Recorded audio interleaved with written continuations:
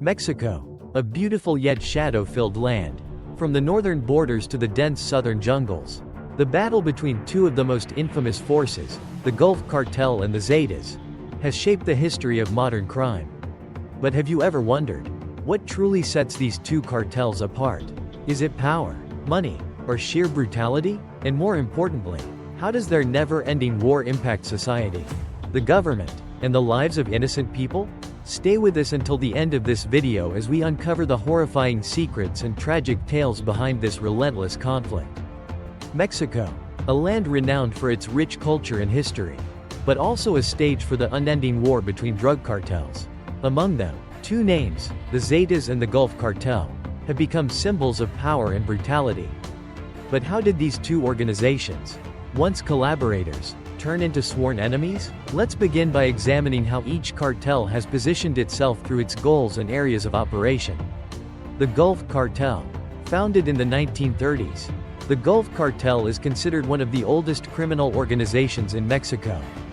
Initially focusing on alcohol smuggling during the Prohibition era in the United States, the cartel later transitioned to dominating drug trafficking routes, strategically based in Tamaulipas, near the U.S. border. The Gulf Cartel quickly built a massive drug transportation network, specializing in cocaine, methamphetamine, and marijuana. Their routes extended from Nuevo Laredo and Matamoros to Brownsville, Texas, forming a critical smuggling corridor. Beyond the border region, the Gulf Cartel expanded into neighboring states like Veracruz and Nuevo Leon. At its peak, the organization controlled nearly the entire eastern coastline of Mexico, a lucrative zone for maritime drug shipments. It served as a hub where drug loads from South America were stockpiled before being distributed to the U.S. market. The Zetas. The Zetas, on the other hand, emerged from a group of Mexican Special Forces soldiers who deserted in the late 1990s.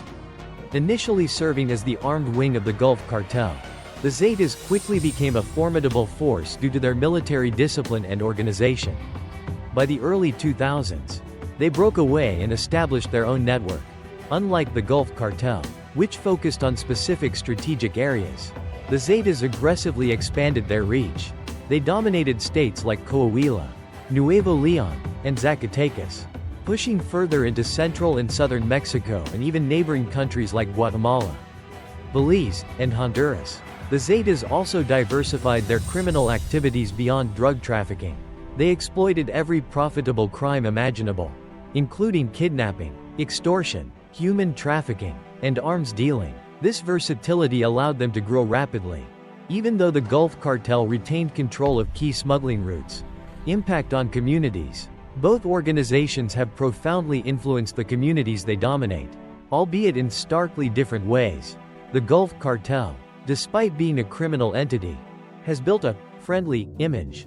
They funded community projects, such as schools and local events, earning the loyalty of the populace while masking their illegal activities. However, this came at a steep cost, as these communities became entirely dependent on the cartel's power.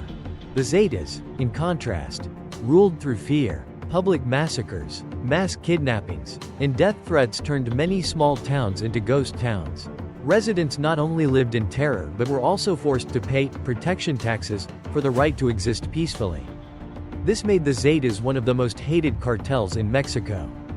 Yet it simultaneously strengthened their grip on power, shifting territories. Over time, the territorial dynamics of these organizations have shifted significantly.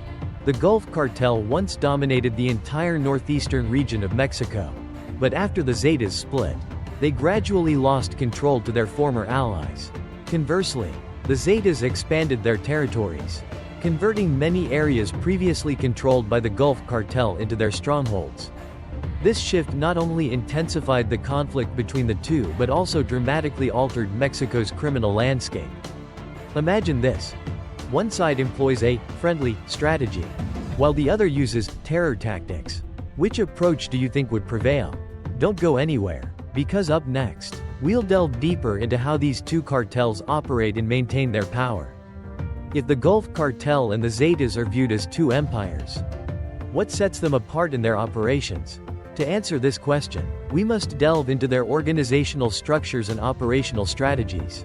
What you're about to hear will uncover how these two forces maintain power in the underworld. The Gulf Cartel. Let's start with the Gulf Cartel. This organization operates like a family model, where personal loyalty plays a crucial role.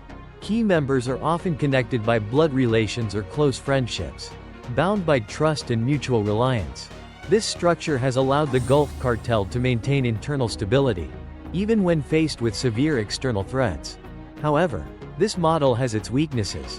When a key figure is captured or eliminated, the entire network can quickly descend into chaos.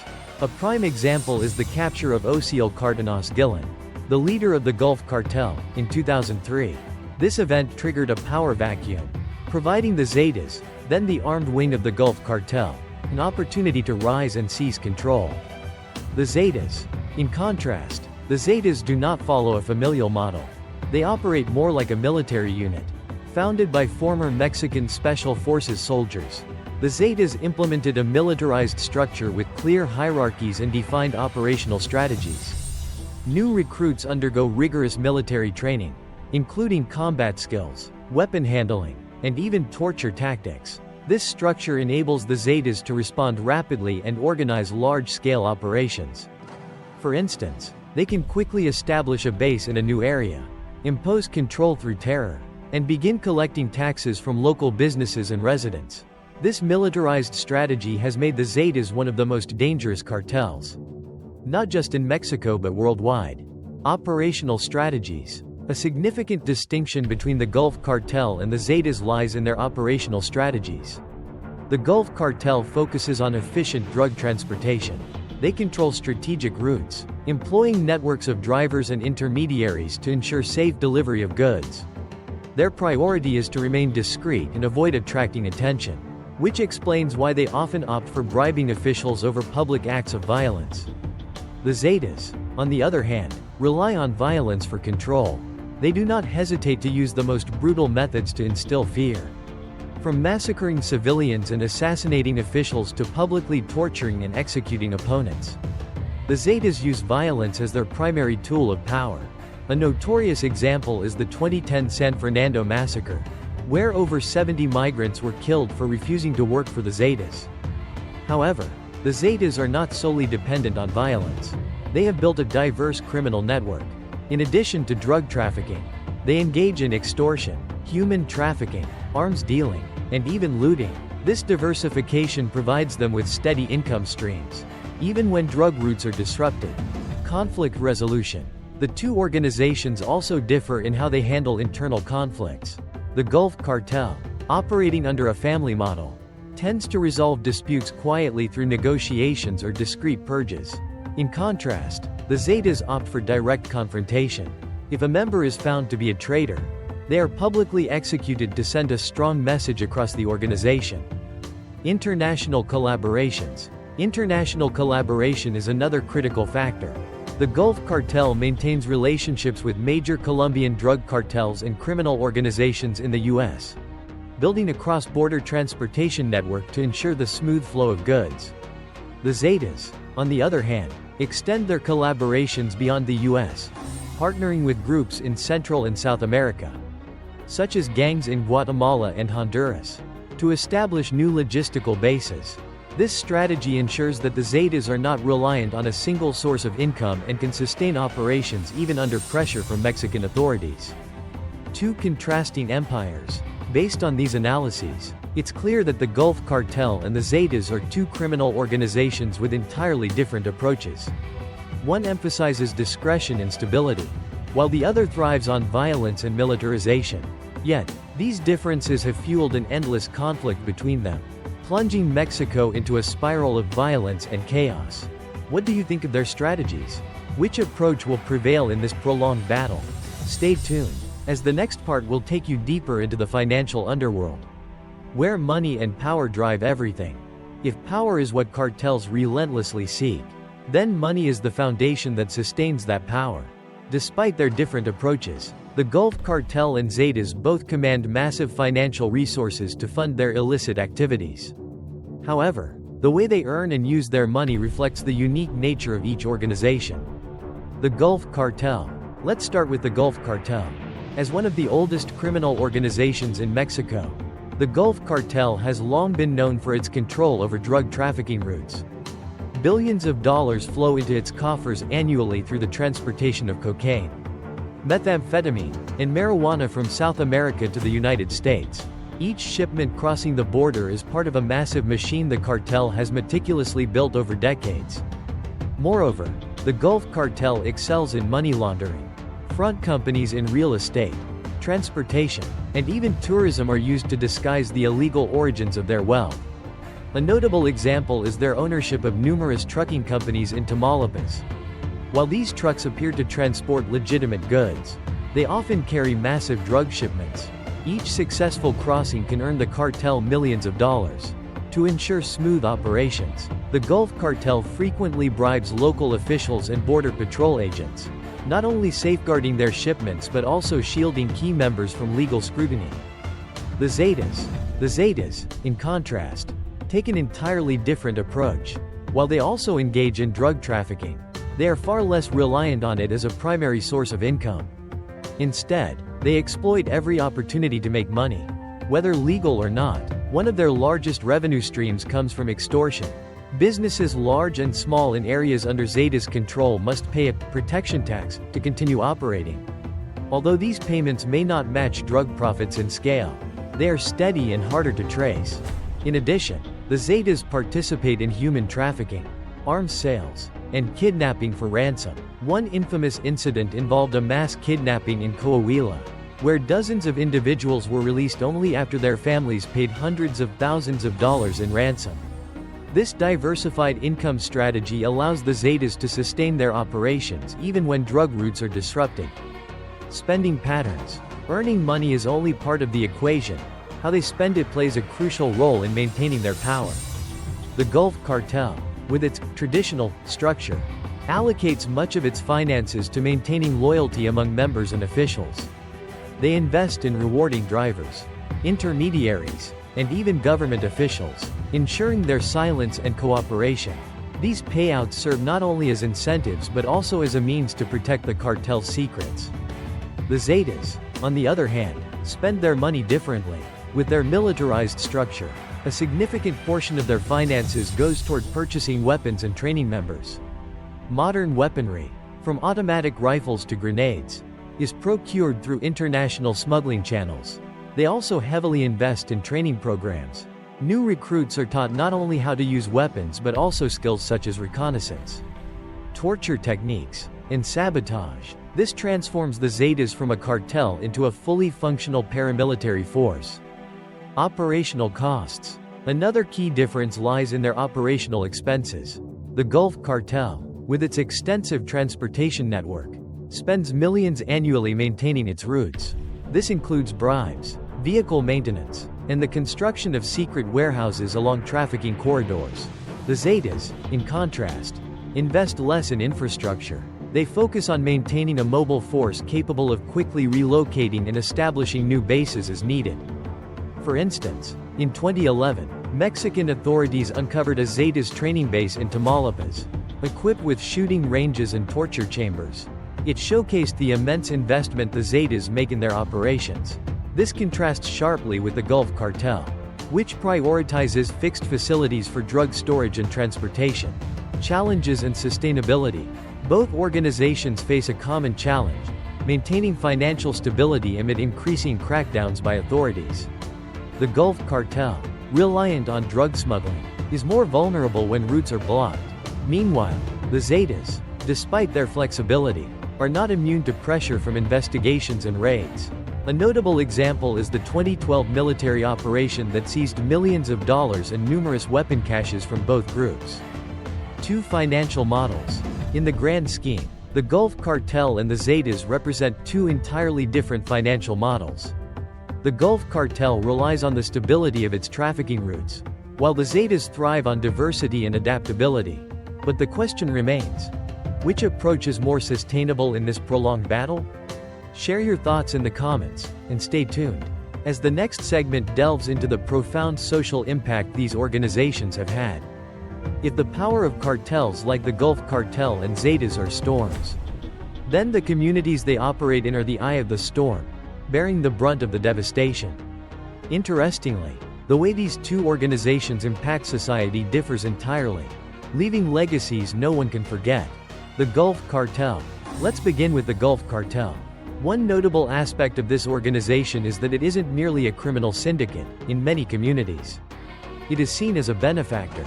They fund projects like school construction, road repairs, and even local events. This isn't out of goodwill but rather a calculated strategy to build trust and loyalty among the people. Imagine a small, isolated town with an underdeveloped economy where the government struggles to meet basic needs. The Gulf Cartel steps in, builds a bridge or sponsors a festival, and instantly becomes a hero in the eyes of the locals. However, the cost of this benevolence is steep. Communities under Gulf Cartel control are required to submit entirely. This means turning a blind eye to their illegal activities and, in some cases, directly supporting their supply chains by working as drivers or providing shelter for drug shipments. Those who refuse or dare to resist often face dire consequences, including threats, punishment, or even death. The Zetas, in contrast, make no effort to build trust. Their strategy is simple: control through violence. For the Zetas, fear is the most powerful tool to enforce their rule. Tales of their brutality have become dark legends in Mexico. One infamous example is the 2010 San Fernando massacre, where more than 70 migrants were brutally killed for refusing to work for the Zetas. Such events not only send a chilling message to communities that the Zetas will stop at nothing to maintain power but also create an atmosphere of terror that compels submission. Economic impact. The two organizations also have contrasting effects on local economies. The Gulf Cartel, with its more discreet approach, often maintains a semblance of economic stability in areas under its control. This means residents may still have opportunities to work, trade, and sustain their daily lives. However, this stability is only superficial. Small businesses are often burdened with extortion fees, and local economies are stifled by the cartel's money laundering activities. The Zetas, on the other hand, leave a vastly different mark. Towns or cities under their control often become dead zones. Businesses shut down, residents flee, and public services grind to a halt. A prime example is Tamaulipas, where the Zetas once held sway over several small towns. These areas quickly turned into ghost towns, with abandoned homes and desolate streets. Local economies collapsed, and governments struggled to restore order. Corruption in governance. The influence of the Gulf Cartel and Zetas extends beyond the communities they control, exacerbating corruption in political and legal systems. The Gulf Cartel, with its bribery strategy, has significantly weakened many government institutions in Mexico. Officials and police officers are often bought off to ignore or even protect the cartel's activities. This creates a vicious cycle of corruption and erodes public trust in the government. The Zetas take a more aggressive approach, using violence to eliminate anyone who stands in their way. Mayors and officials in Zetas-controlled regions have frequently been assassinated, creating a climate of fear even within government ranks. This severely hampers the authorities' ability to combat the cartels and leaves citizens feeling unprotected. Community reactions. Another noteworthy aspect is how communities respond to the Gulf Cartel and Zetas. While many communities accept the Gulf Cartel's presence as part of daily life, the Zetas often face resistance. In several regions, residents have formed self-defense militias to push the Zetas out of their communities. One prominent example is Michoacán, where militia groups successfully reclaimed areas from cartel control. While these efforts occasionally yield positive results, they come with risks, such as militia groups being infiltrated by cartels or transforming into criminal organizations themselves. A tale of contrasts. The social impact of the Gulf Cartel and Zetas tells a story of stark contrasts. One offers a facade of stability, while the other wields unmasked terror. Yet both leave deep scars on Mexican society. Communities under cartel control not only face violence and corruption but also grapple with the loss of trust, security, and hope. Is there a way to break this cycle? Or will we continue to see new generations grow up in the shadow of organized crime? Share your thoughts, and stay tuned for the next segment, where we'll explore the role of government in this ongoing battle. In the fight against the powerful Gulf Cartel and Zetas, the Mexican government has not stood idly by, but do large-scale crackdowns, high-profile arrests, and hard-line measures truly bring results? Or do they merely complicate the situation further? To answer this, we must examine how the government has intervened in the battle between these two cartels. The Gulf Cartel. Corruption as a shield. When dealing with the Gulf Cartel, the government faced a significant challenge: corruption. Imagine a network of power stretching from low-level officials to high-ranking politicians. That's how the Gulf Cartel shielded itself from investigations and crackdowns. Massive bribes helped the cartel remain nearly immune to the law for decades. A notable example is the case of former Tamaulipas Governor Tomas Yarrington, who received millions of dollars from the Gulf Cartel in exchange for protecting their operations. However, this immunity couldn't last forever. In 2003, Gulf Cartel leader Osiel Cardenas Gillen was captured in a major military operation, plunging the organization into chaos. The Mexican government, working with international law enforcement agencies such as the US DEA, intensified investigations against the cartel, resulting in the arrests of numerous key members. Yet instead of dismantling the organization, these efforts created a power vacuum, paving the way for rival groups, especially the Zetas, to rise to prominence. The Zetas, targeting militarized violence. The Zetas, with their militarized structure and public displays of violence, became a top target for Mexican authorities. One notable operation was Operation La Puente in 2011, where the Mexican military attacked a key Zetas base in Nuevo Leon. This operation led to the deaths of dozens of Zetas members, along with the seizure of large amounts of weapons and cash. It was hailed as one of the government's most significant victories against the Zetas. However, the victory was short-lived. With their flexible organizational structure and rapid ability to rebuild, the Zetas recovered within months. This raises a critical question. Are military operations alone sufficient to counter an organization like the Zetas? Or is a more comprehensive strategy required? International collaboration. An important factor in this fight is the role of international cooperation. The US government, through the DEA and border security agencies, has worked closely with Mexico to target both the Gulf Cartel and Zetas. Operations such as Project Reckoning in 2008 resulted in the arrests of hundreds of Gulf Cartel members on both sides of the border. Meanwhile, the Zetas, with their international network, became the focus of cross-border investigations in the US, Central America, and even Europe. However, international involvement has its complexities. While agencies like the DEA have increased pressure on cartels, they've also provoked stronger reactions.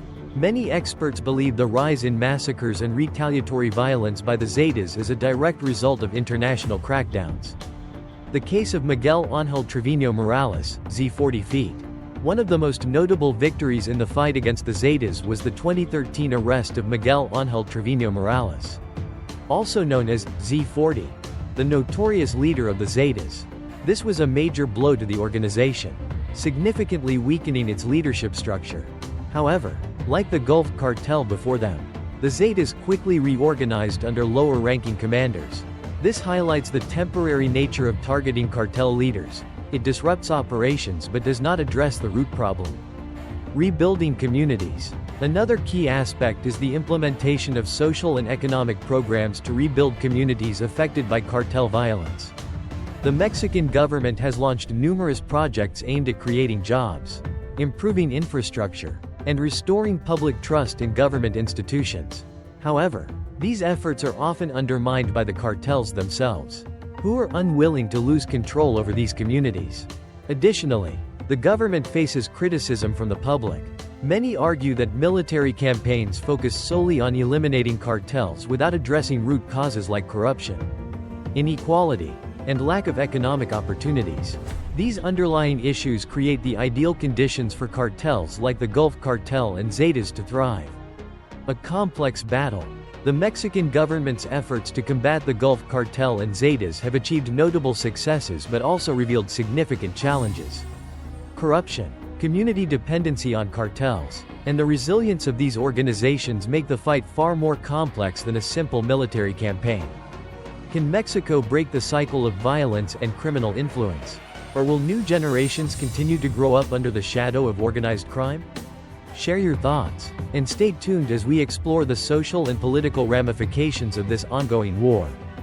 The war between the Gulf Cartel and the Zetas is not just a tale of two criminal organizations but a tragedy for an entire society torn apart by violence, corruption, and fear. While each group has its unique methods and strategies, the devastation they leave behind is equally harrowing.